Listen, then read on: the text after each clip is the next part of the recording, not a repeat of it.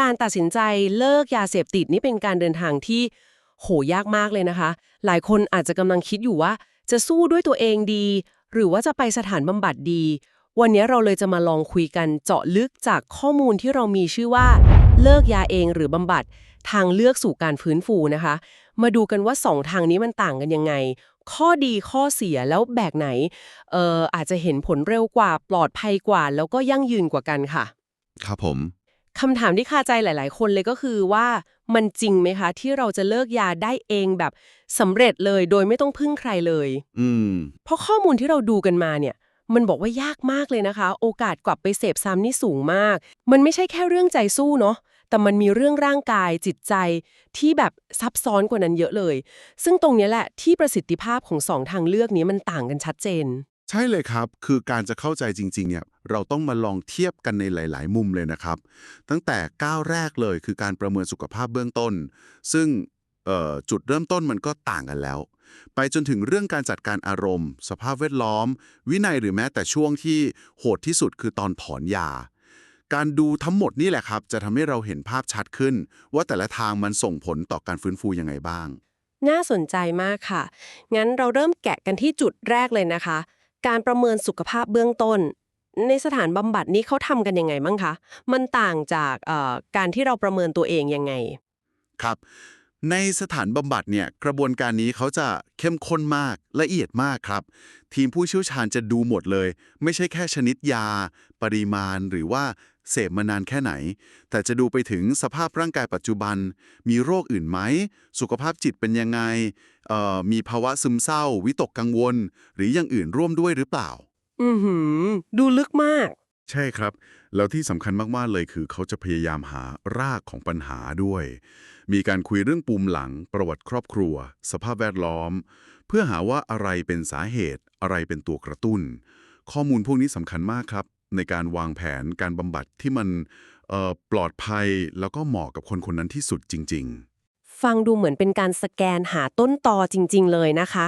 แล้วถ้าเทียบกับคนที่พยายามเลิกเองที่บ้านล่ะคะความเสี่ยงที่เราอาจจะมองข้ามไปคืออะไรบ้างๆอ๋อความเสี่ยงหลักๆเลยนะครับคือเราอาจจะเรียกว่าประเมินตัวเองต่ำไป ต่ำไปเหรอคะครับผมคือเราไม่รู้จริงๆหรอกว่าร่างกายเราสะสมพิษยาไปแค่ไหนแล้วระบบต่างๆมันได้รับผลกระทบไปถึงขั้นไหนการหักดิบไปเลยโดยไม่มีข้อมูลพวกนี้บางทีมันก็นำไปสู่อาการถอนยาที่มันรุนแรงเกินกว่าที่ร่างกายจะรับไหวได้ครับอาการที่ว่านี่มันประมาณไหนคะนอกเหนือจากที่เรารู้ๆกันอย่างคลื่นไส้อาเจียนครับนอกจากพวกนั้นแล้วเนี่ยยังอาจจะมีอาการทางระบบประสาทที่อันตรายเช่นชักหรือว่าสับสนเฉียบพลันหรือทางจิตใจก็อาจจะดิ่งมากๆซึมเศร้ารุนแรงวิตกกังวลหนักหรือบางทีมีความคิดอยากทำร้ายตัวเองขึ้นมาได้เลยพอไม่เข้าใจว่ามันจะรุนแรงได้ขนาดนี้หลายคนก็เลยทนไม่ไหวแล้วก็กลับไปใช้ยาในที่สุดครับชัดเจนเลยค่ะว่าการมีผู้เชี่ยวชาญช่วยประเมินนี่ลดความเสี่ยงไปได้เยอะจริงๆทีนี้ขยับมาเรื่องที่ซับซ้อนไม่แพ้กันเลยค่ะคือการฟื้นฟูทางอารมณ์และจิตใจอันนี้สำคัญมากๆเลยใช่ไหมคะเพราะยาเสพติดมันไปกระทบการทำงานของสมอง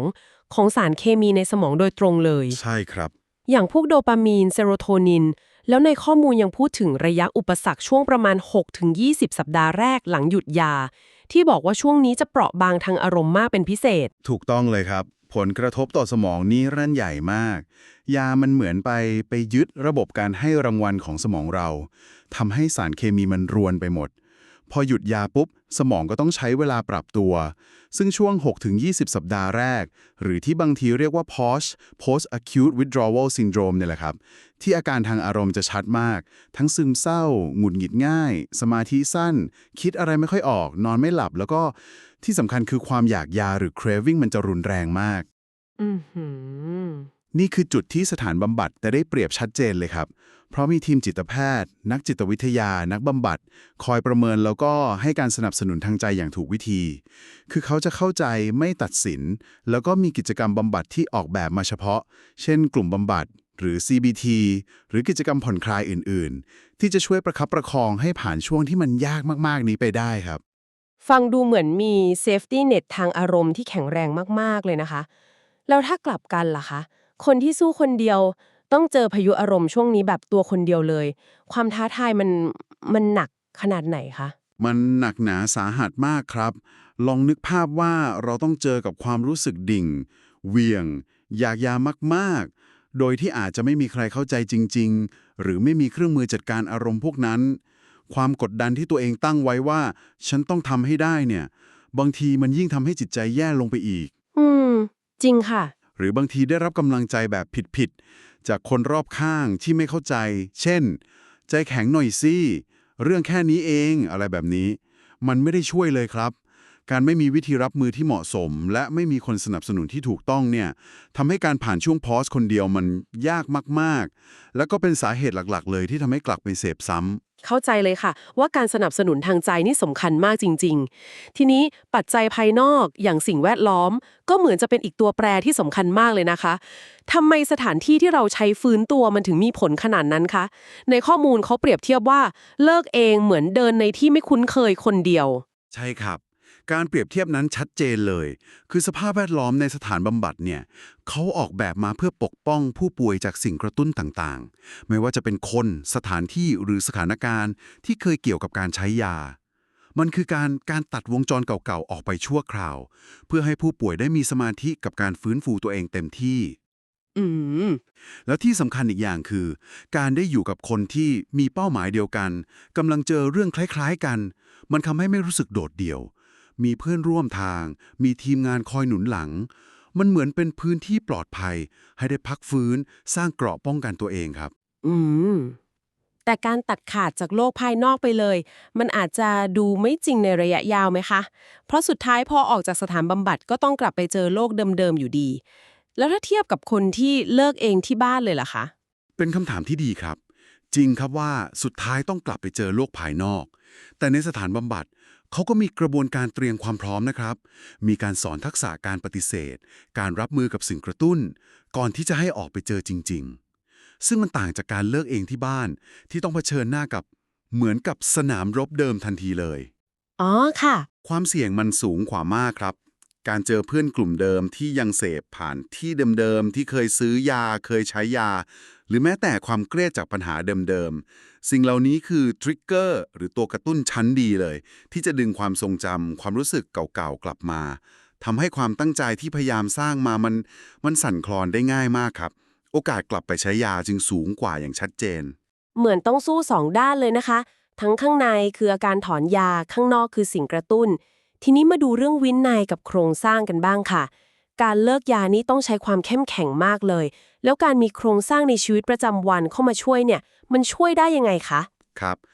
การพื้นตัวจากการติดยาเนี่ยมันเหมือนกับการสร้างชีวิตใหม่ขึ้นมาเลยนะครับซึ่งมันต้องอาศัยวินัยการปรับเปลี่ยนพฤติกรรมเยอะมากสถานบำบัดจะมีโครงสร้างที่ชัดเจนเข้ามาช่วยตรงนี้ครับเช่นตารางเวลาที่แน่นอนตื่นกินข้าวทำกิจกรรมบำบัดออกกำลังกายเข้านอนอือฮึ การมีกิจวัตรที่เป็นระบบแบบเนี้ยมันช่วยลดความวุ่นวายในใจช่วยให้ร่างกายค่อยๆปรับตัวและที่สำคัญคือมันช่วยสร้างวินัยให้เราทีละน้อย โดยมีผู้เชี่ยวชาญคอยกำกับดูแลคอยให้กำลังใจตลอดทาง บวกกับแรงหนุนจากเพื่อนๆที่บำบัดด้วยกัน มันทำให้การสร้างวินัยมันไม่รู้สึกว่าเป็นภาระที่หนักเกินไปคนเดียวครับ แล้วถ้าเราพยายามสร้างวินัยพวกนี้ด้วยตัวเองล่ะคะมันยากกว่ากันยังไงโห การจะเปลี่ยนวิถีชีวิตตัวเองแบบ180องศาด้วยตัวเองคนเดียวเนี่ย มันต้องใช้พลังใจที่มหาศาล แล้วก็ต้องต่อเนื่องยาวนานด้วยครับ การต้องบังคับตัวเองให้กินของดีๆตรงเวลาทั้งที่อาจจะเบื่ออาหารจากอาการถอนยา ต้องลุกไปออกกำลังกายทั้งที่เพลีย ต้องจัดตารางชีวิตใหม่ไม่ให้ว่างจนฟุ้งซ่าน ทั้งหมดนี้ต้องทำพร้อมๆกันสม่ำเสมอทำกลางความอยากยา อารมณ์ที่ยังแปรปรวน มันเป็นเรื่องที่พูดง่ายแต่ทำยากมากๆครับ การควบคุมตัวเองเข้มงวดตลอดเวลาโดยไม่มีโครงสร้างหรือไม่มีคนคอยช่วยดูเนี่ยมันท้าทายสุดๆเลยครับมาถึงจุดที่น่าจะพีคที่สุดแล้วค่ะประสบการณ์ช่วงถอนยาหรือที่เรียกกันติดปากว่าลงแดงข้อมูลบอกชัดเจนเลยนะคะว่าการบำบัดในสถานบำบัดเนี่ยทรมานน้อยกว่าอันนี้จริงแค่ไหนแล้วทำไมถึงเป็นแบบนั้นคะพวกอาการน่ากลัวๆอย่างคลื่นไส้อาเจียนท้องเสียนอนไม่หลับปวดกระดูกหรือที่แรงๆอย่างชักเนี่ยมันจัดการได้ดีกว่าจริงๆเหรอคะยืนยันว่าเป็นเรื่องจริงครับและเหตุผลก็ชัดเจนมากครับอย่างแรกเลยคือการดูแลทางการแพทย์ตลอด24ชั่วโมง ในสถานบำบัดจะมีทีมแพทย์พยาบาลคอยดูอาการตลอดเวลาวัดสัญญาณชีพประเมินความรุนแรงของอาการถอนยาทำให้ถ้ามีอะไรผิดปกติเขาจะเข้ามาช่วยหรือให้การรักษาได้ทันทีก่อนที่มันจะรุนแรงอันตราย อ๋อค่ะเช่นป้องกันภาวะขาดน้ำจากการอาเจียนท้องเสียหนักๆหรือจัดการเรื่องอาการชักหรือช่วยเรื่องการนอนไม่หลับอย่างที่สองคือการบรรเทาอาการอย่างถูกวิธีครับซึ่งอาจจะมีการใช้ยาเพื่อช่วยลดความทรมานทางกายหรือที่เรียกว่า MAT Medication Assisted Treatment แต่ต้องอยู่ภายใต้การดูแลของแพทย์อย่างใกล้ชิดนะครับหรือใช้วิธีบำบัดทางจิตใจช่วยลดความกังวลความกระสับกระส่ายเพราะปัจจัยทางใจพวกนี้ก็ทำให้อาการทางกายมันแย่ลงได้ด้วยอืมโหฟังแล้วเห็นภาพเลยค่ะว่าการมีทีมแพทย์อยู่ใกล้ๆนี่สร้างความแตกต่างได้เยอะจริงๆแล้วถ้ามองในแง่ความเร็วกับประสิทธิภาพล่ะคะแบบไหนน่าจะเห็นผลพาไปสู่จุดที่เริ่มฟื้นตัวได้เร็วกว่ากันข้อมูลเขาเปรียบเทียบว่าสถานบำบัดเหมือนมีแผนที่นำทางที่แม่นยำ การเปรียบเทียบเรื่องแผนที่นี่ชัดเจนมากครับสถานบำบัดมักจะเห็นผลเร็วกว่าเพราะมันเป็นกระบวนการที่เรียกว่าเข้มข้นและตรงเป้าครับตั้งแต่การประเมินที่ละเอียดทำให้รู้ว่าต้องแก้ตรงไหนการจัดการอาการถอนยาที่มีประสิทธิภาพทำให้ผ่านช่วงวิกฤตไปได้เร็วขึ้นปลอดภัยขึ้นการบำบัดทางจิตใจที่เข้าไปแก้ที่ต้นต่อปรับความคิดพฤติกรรมสอนทักษะใหม่ๆทั้งหมดนี้มันทำไปพร้อมๆกันภายใต้การดูแลของผู้เชี่ยวชาญมันเลยเหมือนการเดินทางที่รู้ทางมีเครื่องมือพร้อมมีคนนำทางมันช่วยย่นเวลาลดการลองผิดลองถูกแล้วก็เพิ่มโอกาสฟื้นตัวได้มากกว่าการคลำทางไปเองครับ ฟังดูแล้วการบำบัดในสถานบำบัดนี่ให้ผลลัพธ์ที่ดีกว่าในหลายด้านมากๆเลยนะคะแต่คำถามสำคัญก็คือแล้วระยะยาวล่ะคะความยั่งยืนมันต่างกันไหมคนที่เลิกเองสำเร็จกับคนที่ผ่านการบำบัดมาอนาคตหลังเลิกยาจะต่างกันยังไงบ้างคะนี่คือหัวใจสำคัญเลยครับ การหยุดยาได้เนี่ยเป็นแค่ก้าวแรก แต่การใช้ชีวิตต่อไปโดยไม่กลับไปใช้ยา อันนี้ท้าทายกว่ามาก สำหรับคนที่เลิกด้วยตัวเอง ถึงจะหยุดยาได้แล้ว แต่ถ้ารากของปัญหาเดิมๆมันยังอยู่ เช่น ปัญหาความสัมพันธ์ ความเครียด หรือภาวะทางใจที่ซ่อนอยู่ รวมถึงยังขาดทักษะในการจัดการอารมณ์ หรือรับมือสถานการณ์กระตุ้นต่างๆ พอต้องกลับไปอยู่ในสภาพแวดล้อมเดิมๆ โอกาสที่จะสะดุดล้มแล้วกลับไปใช้อีกครั้งมันก็ยังคงมีอยู่เสมอครับ อืเข้าใจค่ะ ในขณะที่การบำบัดในสถานบำบัดเขาไม่ได้แค่ช่วยให้หยุดยา แต่เน้นการสร้างชีวิตใหม่เลยครับ คือการแก้ปัญหาที่ต้นเหตุจริงๆ ปรับทัศนคติพฤติกรรมที่เป็นอันตราย สร้างภูมิคุ้มกันทางใจ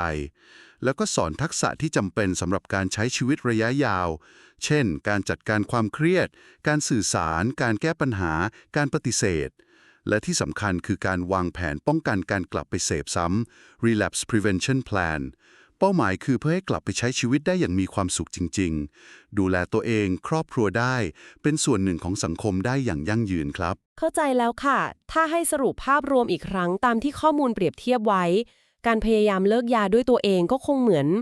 นเราตัดสินใจปีนเขาที่สูงชัน อันตรายมากๆคนเดียวเลย ต้องอาศัยความแข็งแกร่ง ความมุ่งมั่น แล้วก็อาจจะต้องมีโชคช่วยด้วยเยอะเลยนะคะ ครับ ส่วนการเข้ารับการบำบัดในสถานบำบัดก็เหมือนการมีทีมนำทาง ผู้เชี่ยวชาญ มีอุปกรณ์ครบมือ คอยช่วยคอยนำทางไปสู่ยอดเขาอย่างปลอดภัยมั่นคงกว่า ใช่ครับ แต่แต่ไม่ว่าจะเป็นการปีนเขาคนเดียว หรือมีคนนำทางนะครับ สิ่งที่สำคัญที่สุดและเป็นจุดร่วมของทั้งสองทางเลย ก็คือการตัดสินใจที่จะเริ่มปีนนั่นแหละครับ คือความพร้อม ความตั้งใจจริงที่จะเปลี่ยนแปลงตัวเอง ที่จะก้าวออกจากจุดเดิม ทุกคนสมควรได้รับโอกาสนั้นครับ และศักยภาพในการเปลี่ยนแปลงตัวเองจริงๆมันมีอยู่ในทุกคนอยู่แล้ว จริงอย่างที่สุดเลยค่ะ เพราะฉะนั้นคำถามสุดท้ายที่อยากจะฝากไว้ให้เราได้คิดกันต่อก็คือ ไม่ว่าใครกำลังคิดจะเลือกทางไหน หรือกำลังเดินอยู่บนทางไหนก็ตาม